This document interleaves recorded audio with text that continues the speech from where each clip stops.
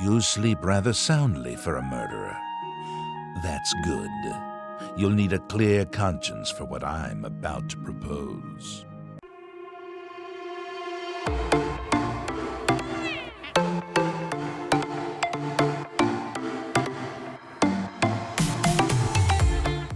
Hi, welcome to Ghosts of Gaming. I'm Cabinet Otter, you can call me Otter. This is the show where we talk about ghosts from video games and dig into the lore behind them. Today's subject is the Spectral Assassin from Skyrim. So, here's how this will work. We'll start by talking about the game generally, and then we'll talk about how the player meets the ghost, and then we'll dig into the ghost specifically. Once we get to know them a bit better, we'll rate them in each of our 4 haunt categories, and assign them a rating from Empty Sheet to Splendid Spirit. Let's get started with a quick description of the game. It almost feels a little silly describing Skyrim, but just in case. Skyrim is the 5th entry of the role-playing series The Elder Scrolls. The Scrolls series has lore based in high fantasy, complete with magic, races like orcs and elves, and a special pantheon of the divines. In this entry in the series, the player takes on the role of a dragonborn who adventures through Skyrim, the northern snowy region of Tamriel, which is the continent all Elder Scrolls games take place on. In addition to a main questline, the game is chock full of miscellaneous questing opportunities, and in the signature style of the series, 4 questlines associated with various factions that the player can join. This includes the Dark Brotherhood, an organized group of assassins, and it's through this organization we wind up meeting today's spirit. Now that you know a bit about the game, let's go ahead and dig into today's subject. Pausing here to say that if you haven't played through the Dark Brotherhood questline of Skyrim, or Oblivion, you should pause here and go do that. Not just because there are spoilers for both games in this video, but also, frankly, because they're great questlines. Within Skyrim, there are quite a few ghosts, but our subject today is pretty special. This is the Spectral Assassin, a unique NPC who the Dragonborn can summon to act as an in-game follower. The spell to summon this spectral assistant is a quest reward from Astrid, the leader of the Dark Brotherhood Sanctuary in Skyrim. And now your reward. A unique spell to summon a legend of the Dark Brotherhood. His soul serves us now in death, as his body once did in life. The Spectral Assassin is a useful follower for combat, particularly because he doesn't count as a follower, so you can have the Spectral Assassin out along with a normal follower for double the backup. At first glance, he kind of just looks like any old assassin from the Dark Brotherhood, but he has some unique dialogue that hints at his true identity.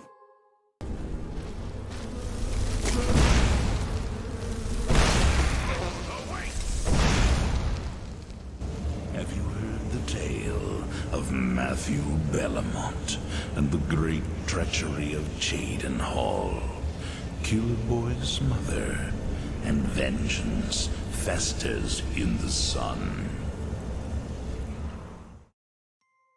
To tell you the lore of the Spectral Assassin, we have to go backwards in the timeline of the Elder Scrolls, rewinding about 200 years from Skyrim to the prior game in the series, Oblivion. Oblivion is set in sunny Cyrodiil, and where the story of Lucian LeChance unfolds in full. That's right, this spirit doesn't just give hints of his past and how he became a spirit. This is a story the player may already be intimately familiar with once they meet the assassin in Skyrim.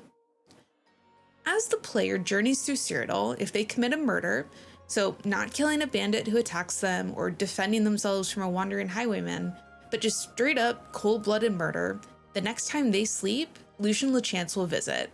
His flair for drama is absolutely unmatched.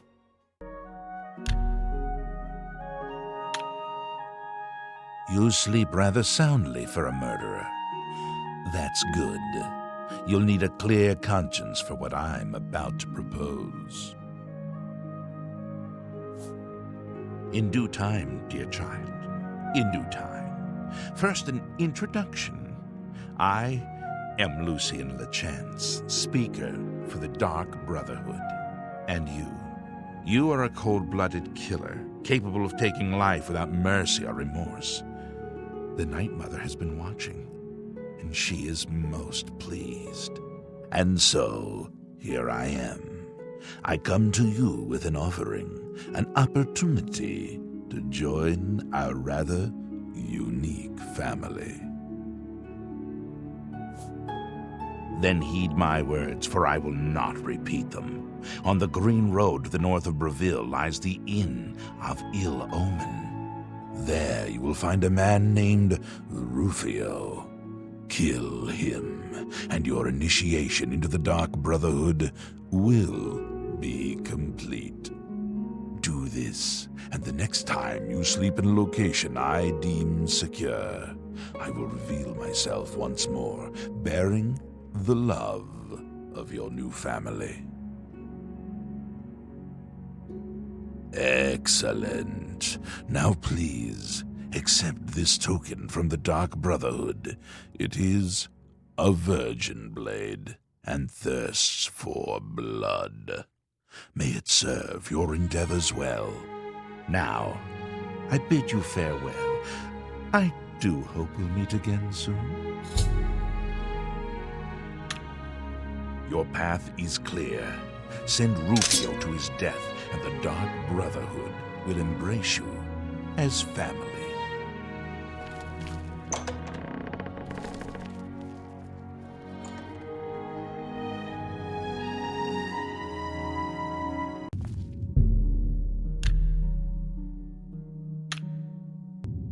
So, the deed is done.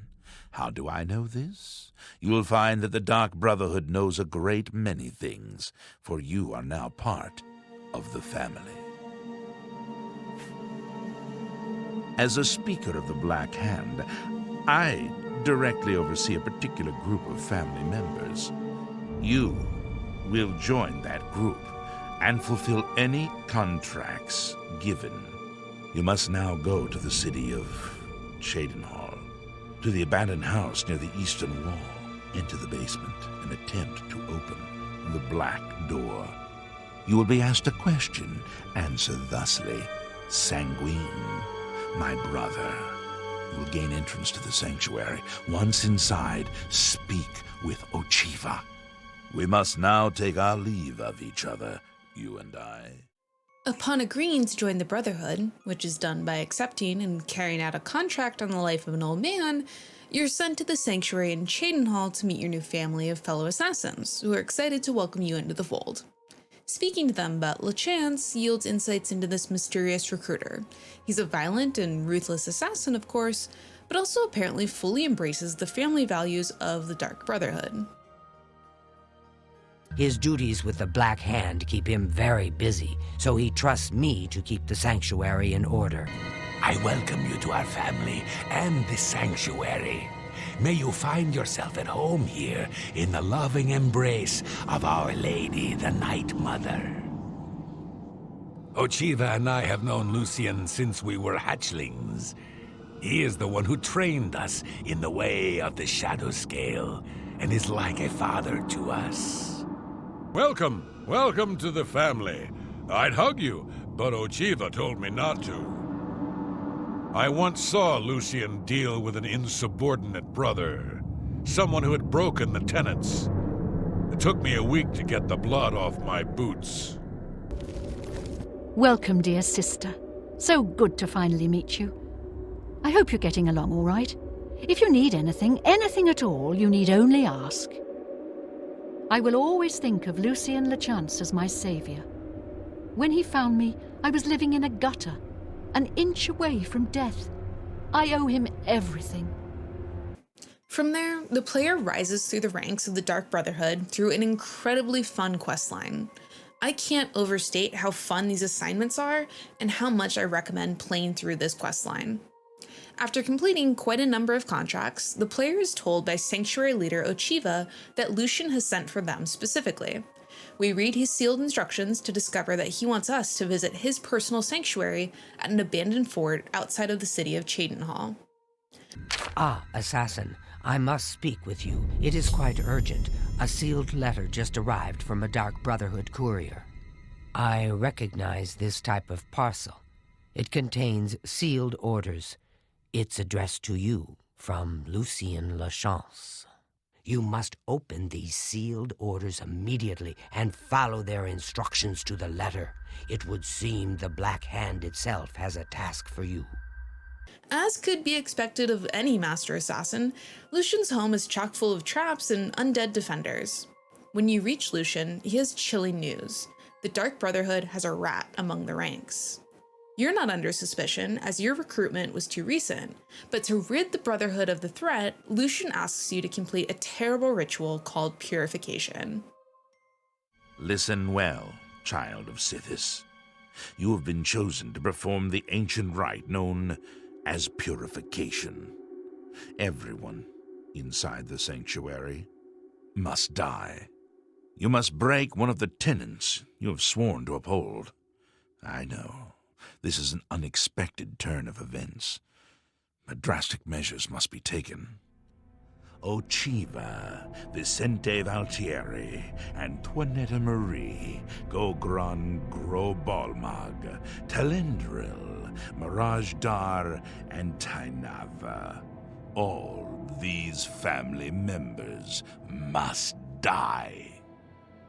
From this point forward, you are no longer bound by the 5 tenets. Sithis will forgive any murder, any theft, so long as you serve the Black Hand. When the rite of purification has been completed, return to me here at Fort Farragut, and we will discuss your future. The Dark Brotherhood is an ancient organization. We have survived for millennia. Sometimes, to ensure that survival, drastic measures are required. The purification is one of the most extreme measures we are forced to carry out. Indeed, it has only been carried out twice. Before now, that is. The 5 tenets are the laws that guide and protect us. But sometimes, even they must be broken to protect the sanctity of our beliefs. With a purification, we cleanse the Dark Brotherhood of mistrust and treachery. Those who are slain are offered to Sithis as a symbol of fealty. And hopefully, we kill the traitor in the process. Until the purification is complete, no given sanctuary will ever be considered secure. Upon leaving the fort, you can notice that LeChance's home actually overlooks Cheydinhal and the sanctuary he oversees. The sanctuary full of his quote-unquote children, your siblings in the Twisted family, that you need to now destroy. To really drive the knife home, the one member of the Brotherhood who hasn't welcomed you finally admits that he was wrong to treat you as an outsider and that you've proven yourself a worthy member of the family. He can't wait to be best friends. Guess I just want to say I'm sorry for the way I've treated you in the past. I mean, look at you, the things you've accomplished. You've obviously proven yourself a valuable member of this sanctuary. So let's start over, shall we? I know from now on, you and I are going to be great friends. Now, is there something you'd like to buy or sell? After the terrible deed is done, My sister.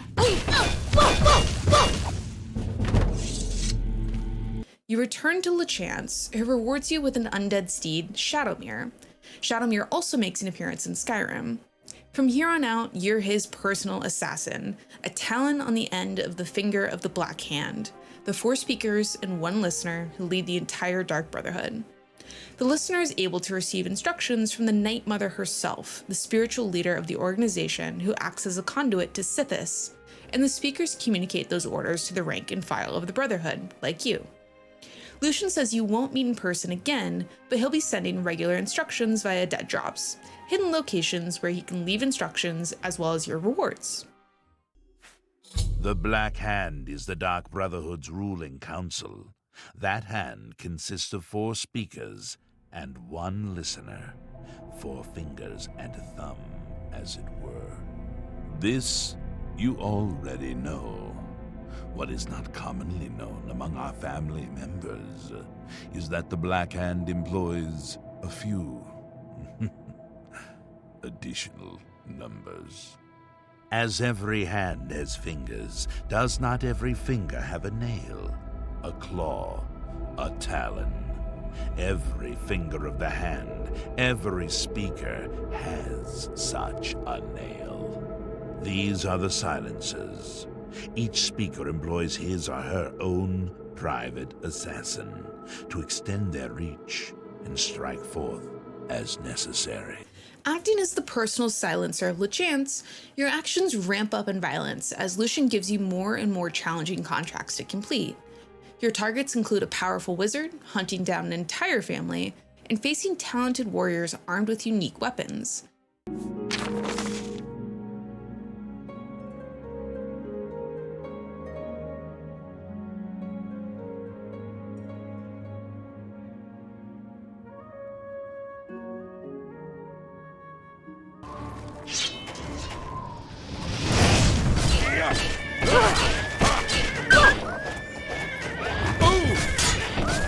This is the part where you fall down and bleed.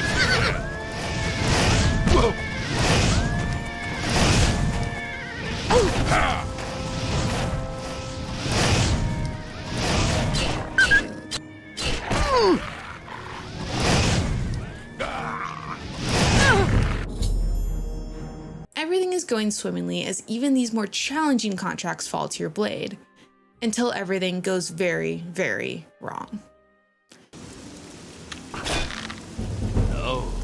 No! I'm too late. I thought I could get here in time. Thought I could stop you. My Sithis, what have you done?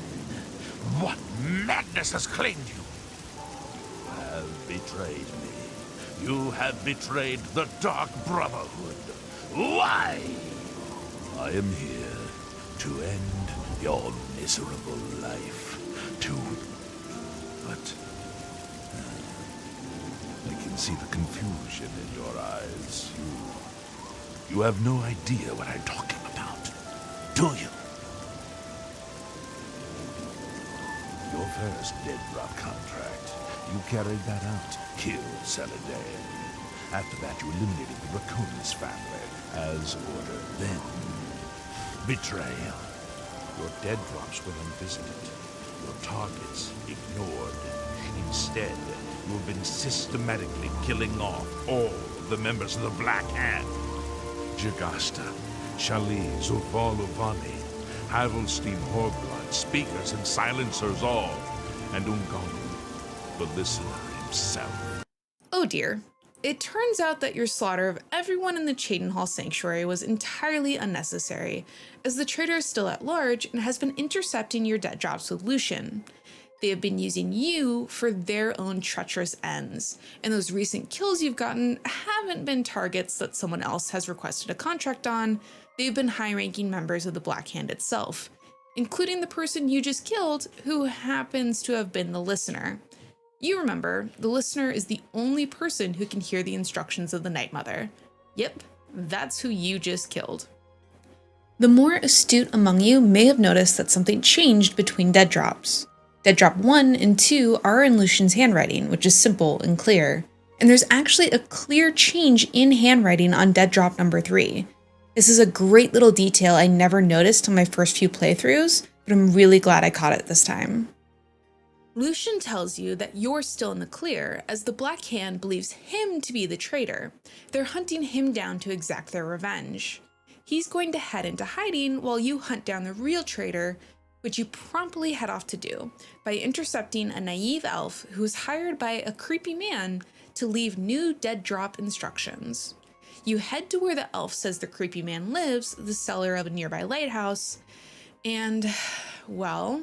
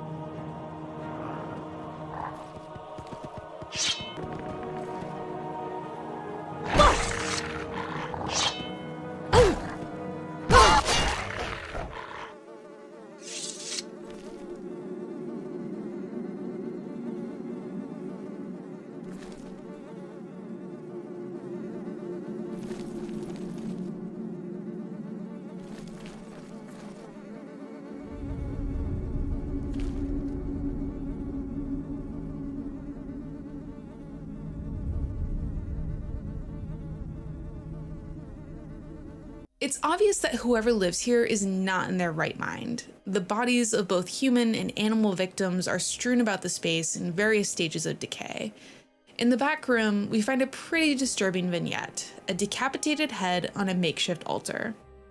Upon closer inspection, it is Mother's head. There's a chair pulled up as though whoever lives here often sits down for chats with dear mom. We also find a journal that at first seems just like deranged ramblings. Cutting through the clutter though, and the whole story emerges.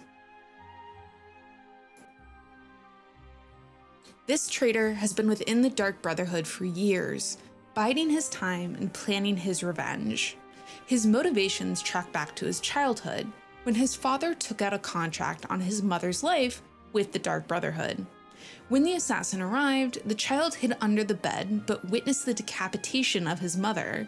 Not only did he witness this horrible event, the head rolled to land gazing directly at him, and it seems that at that moment, his sanity snapped and he dedicated his life to destroying the Dark Brotherhood. He joined the Brotherhood and worked his way up the ranks until he learned about the Night Mother, and decided that to destroy the Night Mother herself would be the revenge he was looking for, a mother for a mother. By destroying the Black Hand, he would force the senior leadership of the Brotherhood to complete a sacred ritual and go directly to the Night Mother for guidance, which would put him within striking distance of the Night Mother herself. This was the reason for replacing your dead drop orders with hits on the Black Hand. The cherry on top was setting LeChance up to take the fall as the traitor, since it turns out that Lucien LeChance was the assassin who set all of these events in motion when he killed the child's mother all of those years ago.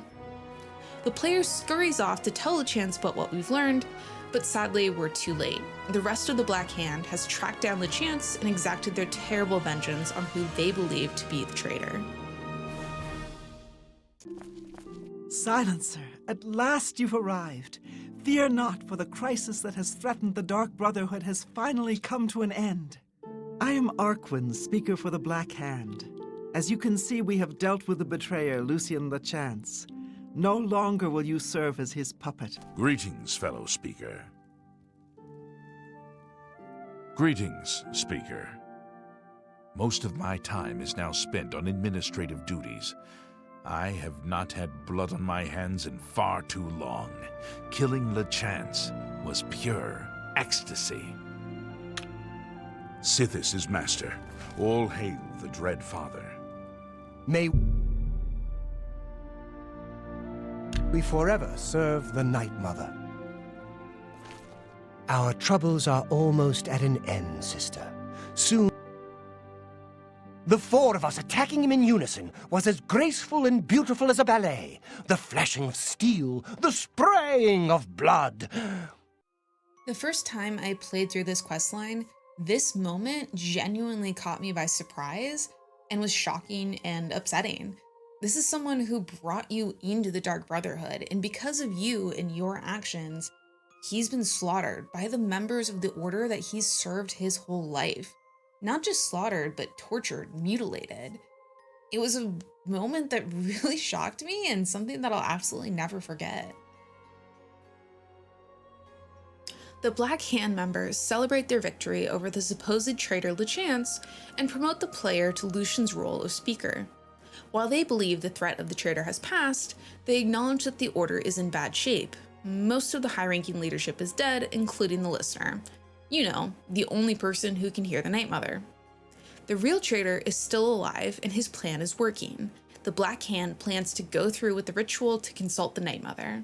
The player goes along in the hopes of protecting the Night Mother and revealing the traitor in the process, which is exactly what happens. The traitor was none other than Matthew Bellamont. The tale of Matthew Bellamont and the great treachery of Jaden Hall, Killboy's mother, and vengeance festers in the sun.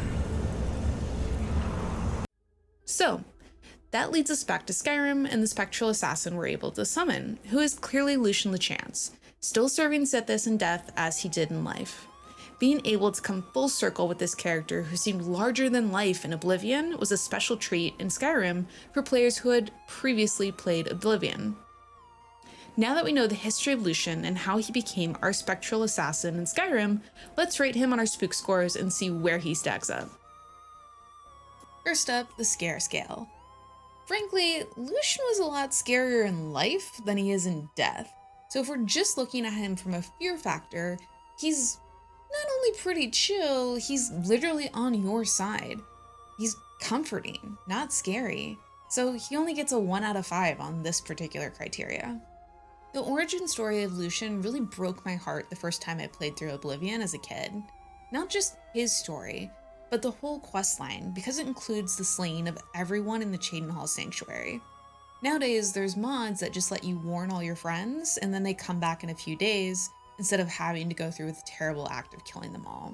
So this questline really is a tearjerker, particularly knowing that Lucian died terribly at the hands of this brotherhood that he served so long, that he worked, towards the ends of Sithis and served. The Night Mother specifically tells us during this questline that Lucian served Sithis with his dying breath. Foolish little girl.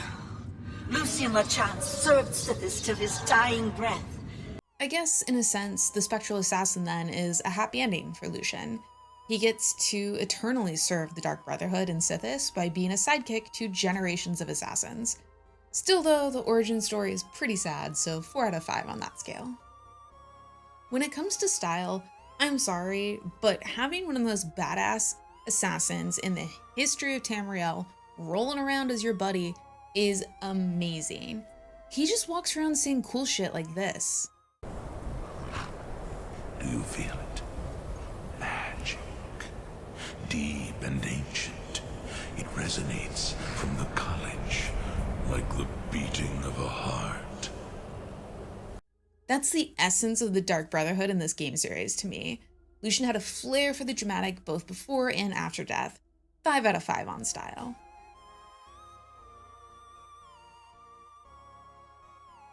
I honestly can't think of a video game ghost with an origin story as intricate and complex as this one. I mentioned in our first episode that one of the things I love in ghost stories is when we get access to some sort of primary tale of the ghost. So like a journal from someone who was there during the origin story or something of that nature.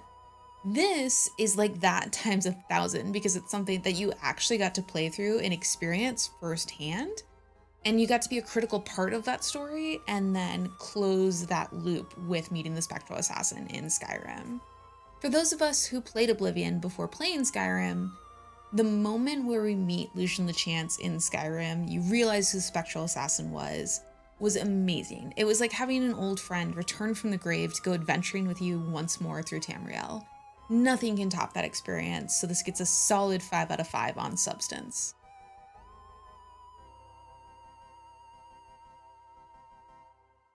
All in all, that puts Lucian at 15 out of 20, landing him in the solid shade category, just 1 point under Splendid Spirit.